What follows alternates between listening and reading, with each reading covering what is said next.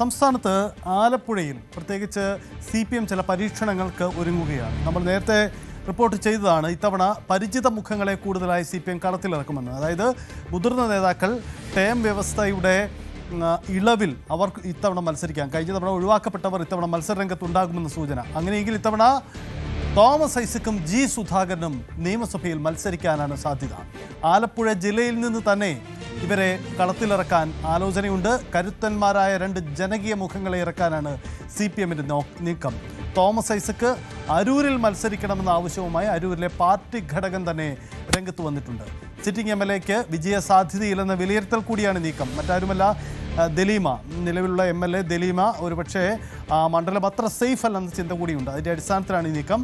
G Sudhakaran അമ്പലപ്പുഴയിൽ തന്നെ മത്സരിക്കാനുള്ള സാധ്യതയുമുണ്ട്. കാരണം G സുധാകരനും തിരികെ കൊണ്ടുവരിക പല കാരണങ്ങളുണ്ട്. ജി സുധാകരൻ വരുന്നതിനും തോമസ് ഐസക്ക് വരുന്നതിനും. കാരണം CPMനെ സംബന്ധിച്ച് ഇത്തവണ അങ്ങേറ്റം നിർണായകമായ ഒരു തെരഞ്ഞെടുപ്പാണ്. സംസ്ഥാന ഭരണം നിലനിർത്തണം. അത് എന്തുകൊണ്ടും അവർക്ക് അത്യാവശ്യമാണ്. കാരണം ദേശീയ തലത്തിൽ പോലും ഐഡൻറ്റിറ്റി ക്രൈസിസ് നേരിടുന്ന പാർട്ടിയാണ് CPM. അതുകൊണ്ട് CPMന് ഏതെങ്കിലും ഒരു സ്റ്റേറ്റിൽ ഭരണം വേണം, കേരളത്തിൽ ഭരണ തുടർച്ച തന്നെ വേണം. അതിന് ഇത്തവണ തദ്ദേശ തെരഞ്ഞെടുപ്പിലെ പരാജയമുണ്ടാക്കിയ സാഹചര്യങ്ങളൊക്കെ മുൻനിർത്തി കൂടുതൽ ജനകീയ മുഖങ്ങളെ കളത്തിലിറക്കുക. കഴിഞ്ഞ തവണ പുതുമുഖങ്ങൾ വരട്ടെ, അങ്ങനെ അതിൻ്റെ ഒരു പരിധിയിൽ നിർത്തിക്കൊണ്ടാണ് ഐസക്ക്, AK ബാലൻ, ഒപ്പം ജി സുധാകരൻ അടക്കമുള്ള ഒരു മുൻനിര നേതാക്കളെ കഴിഞ്ഞ തവണ മാറ്റി നിർത്തിയത്. പക്ഷേ അവരെ തിരികെ കൊണ്ടുവരുന്നതിന് വിജയസാധ്യത എന്നൊറ്റ ഘടകമേ ഉള്ളൂ.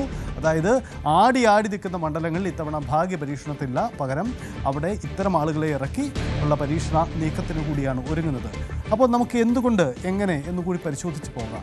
എന്തുകൊണ്ട് തോമസ് ഐസക്ക് ഒപ്പം ജി സുധാകരനെ തന്നെ പരിഗണിക്കാൻ കാരണമാകുന്നു എന്ന കാര്യം കൂടി നമുക്ക് പരിശോധിക്കാം. കാരണം ഇരുവർക്കും ഉള്ള സാധ്യതകൾ തന്നെയാണ്, അത് സാധ്യത ആയുധമാക്കാൻ തന്നെയാണ് CPMന്റെ നീക്കമെന്ന് നമുക്ക് മനസ്സിലാക്കാനാകും.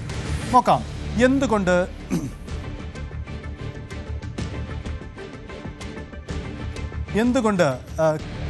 ഇക്കാര്യത്തിൽ ഇവരെ തുടർച്ചയായി നോക്കൂ.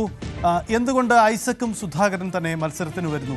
സിറ്റിംഗ് സീറ്റുകൾ നഷ്ടപ്പെട്ടേക്കാമെന്ന വിലയിരുത്തലാണ് ഈ ഒരു നീക്കത്തിന് ഒരുങ്ങുന്നത് എന്നതാണ് സാഹചര്യം. അതായത് ആലപ്പുഴ ജില്ല വളരെ പ്രധാനപ്പെട്ട ജില്ലയാണ്. കാരണം CPMനെ സംബന്ധിച്ച് വടക്കൻ കേരളത്തിൽ ഇത്തവണ കാര്യമായ നഷ്ടമുണ്ടായേക്കാം. അങ്ങനെയെങ്കിൽ പ്രതീക്ഷ തെക്കൻ കേരളത്തിലാണ്. തിരുവനന്തപുരം, കൊല്ലം, ആലപ്പുഴ അടക്കമുള്ള കഴിഞ്ഞ 2 തെരഞ്ഞെടുപ്പുകളിൽ CPMനെ ഇടതുപക്ഷത്തെ പിടിച്ചു നിർത്തിയ ജില്ലകളാണ്. ആ ജില്ലകളിൽ ഇത്തവണ നഷ്ടം വരരുത്. അവിടെ പക്ഷേ റിസ്കി ആയ പല എലമെൻസുകളും വർക്കൗട്ട് ചെയ്തിട്ടുണ്ട് തദ്ദേശ തെരഞ്ഞെടുപ്പ്. നമുക്ക് ആലപ്പുഴയിലേക്ക് തന്നെ വരുമ്പോൾ ആലപ്പുഴയിൽ അറിയാം, കഴിഞ്ഞ ലോക്സഭാ തെരഞ്ഞെടുപ്പിൽ CPMന്റെ പരമ്പരാഗത വോട്ടുകളിൽ വലിയ ചോർച്ച ഉണ്ടായിട്ടുണ്ട്. അത് UDFിലേക്കല്ല പോയത്, മറിച്ച് BJPയിലേക്കാണ്. അവിടെ പ്രാദേശികമായ പാർട്ടിയിലെ പ്രശ്നങ്ങളൊക്കെ ഒരു ഘടകമായിരുന്നു. അപ്പോൾ സിറ്റിംഗ് സീറ്റുകൾ അവിടെ നഷ്ടപ്പെട്ടേക്കാം. ഉദാഹരണം, ആലപ്പുഴ ജില്ലയിലെ പ്രധാനപ്പെട്ട സീറ്റുകളിലെല്ലാം ഇവിടെ CPMോ ഇടതുപക്ഷമോ ഇടതുപക്ഷമാണ് വിജയിച്ച് നിൽക്കുന്നത്. ആലപ്പുഴയാവട്ടെ, അമ്പലപ്പുഴയാവട്ടെ, അരൂരാവട്ടെ, ഇങ്ങനെ ആ ബെൽറ്റിലുള്ള സീറ്റുകളിലെല്ലാം ഇത്തവണ ചില ചാഞ്ചാട്ടം ഉണ്ടാകാം. കായംകുളം അടക്കം ആ പ്രതിസന്ധിയുണ്ട്. അപ്പോൾ ആലപ്പുഴ ജില്ലയിലെ ഏറ്റവും കരുത്തരായ 2 പേരാണ് തോമസ് ഐസക്കും ഒപ്പം ജി സുധാകരനും.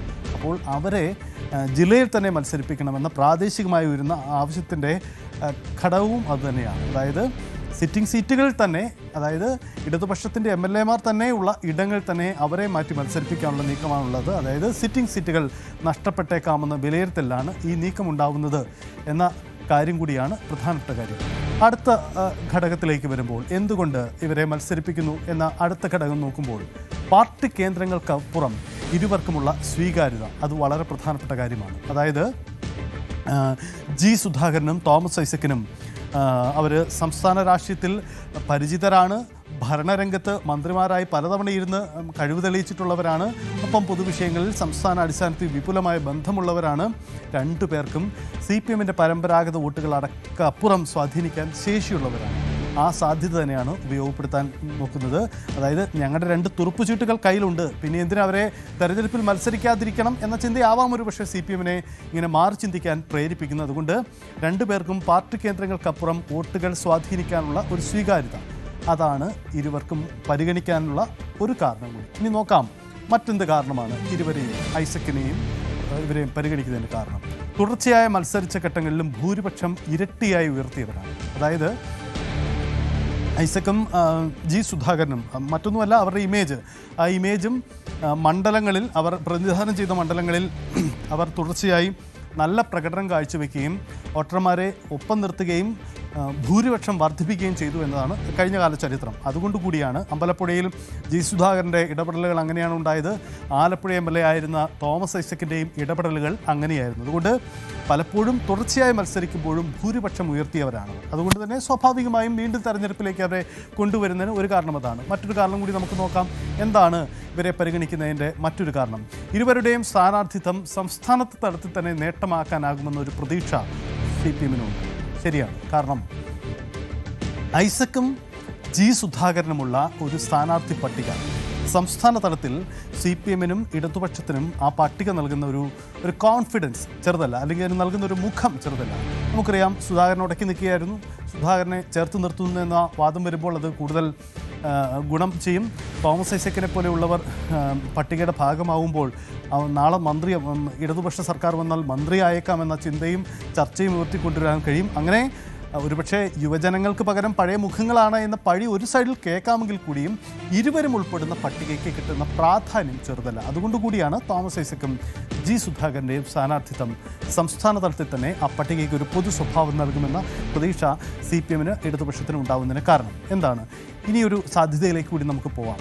അതായത് ആലപ്പുഴ ജില്ലയിലെ സംഘടനാ പ്രതിസന്ധിയാണ് മറ്റൊരു കാരണം. കാരണം ആലപ്പുഴ ജില്ലയിൽ ഗുരുതരമായ സംഘടനാ പ്രതിസന്ധികൾ CPM ഇടതുപക്ഷം പൊതുവിൽ നേരിടുന്നുണ്ട്. ആ സംഘടനാ പ്രതിസന്ധികൾ മറികടക്കണമെങ്കിൽ ഈ രണ്ട് നേതാക്കൾ വരണം. ഒന്ന്, അമ്പലപ്പുഴയിൽ ചില പ്രശ്നങ്ങളുണ്ട്. കഴിഞ്ഞ നിയമസഭയിൽ സീറ്റ് കിട്ടാതെ വന്ന ജി സുധാകരനും പാർട്ടി നേതൃത്വവുമായുള്ള അകൽച്ചയൊക്കെ നമ്മൾ കണ്ടതാണ്. നമുക്കതിൻ്റെ വിശദാംശം പരിശോധിക്കേണ്ടതുണ്ട്. അതിനു മുമ്പ് പ്രധാനപ്പെട്ട ഒരു കാര്യം ഇതാണ്: സംഘടനാ തലത്തിൽ ആലപ്പുഴയിലുള്ള ചില പ്രശ്നങ്ങൾ പരിഹരിക്കുന്നതിന് ഇരുവരും മുൻനിരയിൽ ഉണ്ടാവണം എന്നത് തന്നെയാണ്. അത് ആ കാരണം കൂടിയാണ് വരുന്നത്. അതുകൊണ്ട് തന്നെ ഇരുവരെയും സംഘടനാ തലത്തിലുള്ള പ്രശ്നം പരിഹരിക്കുന്നതിൻ്റെ കാരണം കൂടി പരിഗണിച്ചുകൊണ്ടാണ് സ്ഥാനാർത്ഥികളാക്കണമെന്ന പ്രാദേശിക വികാരം തന്നെ ഉയർന്നു വരുന്നതിൻ്റെ ഒരു കാരണം. മറ്റൊരു കാരണം കൂടി നമുക്ക് നോക്കാം. എന്താണ് ഇവരെ പരിഗണിക്കുന്നതിൻ്റെ കാരണം? ജില്ലയിലെ പരമ്പരാഗത വോട്ടുകളിലുണ്ടായ ചോർച്ച അത് തടയുന്നതിനുള്ള ഒരു നീക്കമാണ് ഈ എന്തുകൊണ്ട് ഐസക്കും സുധാകരനും എന്ന ചോദ്യത്തിന് ഉത്തരമായി നമുക്ക് കണ്ടെത്താൻ കഴിയും. അതായത് നേരത്തെ നമ്മൾ പരാമർശിച്ച കഴിഞ്ഞ ലോക്സഭാ തെരഞ്ഞെടുപ്പിൽ ഇടതുപക്ഷത്തിൻ്റെ, പ്രത്യേകിച്ച് ഈ ആലപ്പുഴ ജില്ലയുടെ തീരദേശ ബെൽറ്റിൽ വലിയ വോട്ട് ചോർച്ചയുണ്ടായി. BJP ആണ് അവിടെ കടന്നു കയറുന്നത്. ശോഭാ സുരേന്ദ്രൻ എന്ന സ്ഥാനാർത്ഥി അവിടെ പലയിടങ്ങളിലും 2ാം സ്ഥാനത്ത് വന്നു എന്നത് നമ്മൾ കണ്ടതാണ്. അപ്പോൾ ആ പരമ്പരാഗത വോട്ട് ചോർച്ച തടയാൻ അത് ഇത്തവണയും പ്രതിഫലിക്കാം. അങ്ങനെയെങ്കിൽ സിറ്റിംഗ് സീറ്റുകൾ നഷ്ടപ്പെടും. ഇതാണ് CPM-ൻ്റെ കണക്കെടുപ്പ്. അതുകൊണ്ട് കൂടിയാണ് ആ പരമ്പരാഗത വോട്ടുകളിലെ ചോർച്ച ഇവരിലൂടെ തടയുക. അതായത് ഇവർ വന്നാൽ പഴയ രീതിയിൽ തിരിച്ചു വരാം. ഇതാണ് ഒരു പ്രതീക്ഷ. അത് ഒരു പക്ഷേ വലിയ രീതിയിൽ ഗുണം ചെയ്തേക്കാമെന്ന വിലയിരുത്തലിൻ്റെ അടിസ്ഥാനത്തിൽ കൂടിയാണ് ഇത്തരമൊരു നീക്കത്തിന് തയ്യാറെടുക്കുന്നത് എന്നതുകൂടിയാണ് സാഹചര്യം. അപ്പോൾ എന്തുകൊണ്ട് ഐസക്കും സുധാകരനും എന്ന പ്രധാനപ്പെട്ട ചോദ്യത്തിനുള്ള ഉത്തരങ്ങളാണ് നമ്മൾ പരിഗണിച്ചത്. എന്താണ് ആലപ്പുഴയുടെ രാഷ്ട്രീയം? എന്തുകൊണ്ട് CPM എങ്ങനെ ചിന്തിക്കുന്നു? നമുക്ക് വിശദമായി നോക്കാം. ശരണ്യ സ്നേഹജൻ ചേരുന്നുണ്ട്. ശരണ്യ, ആലപ്പുഴയിൽ നിന്നും പ്രാദേശികമായി ഇങ്ങനെയൊരു വികാരം ഉയർന്നു വരുന്നതിന് കാരണങ്ങൾ നമ്മൾ സൂചിപ്പിച്ചതൊക്കെ തന്നെ ഉണ്ടാവാം. പക്ഷേ ഇത് ഒരു പൊതുവികാരമാണോ? സുധാകരനും ഐസക്കും മത്സരിക്കട്ടെ എന്ന ചോദ്യം. കാരണം ഐസക്കിന് അരൂര് വേണമെന്ന ആവശ്യം അരൂരിൻ്റെ ഒരു മേഖലയിൽ നിന്ന് ഉയരുന്നതാണോ? അവിടുത്തെ ആ മണ്ഡലത്തിൻ്റെ പൊതു സാഹചര്യം പരിഗണിച്ചു ഉയരുന്നതാണോ? കൂടുതൽ വാർത്തകൾക്ക് News 18 Keralam YouTube channel subscribe ചെയ്യുക.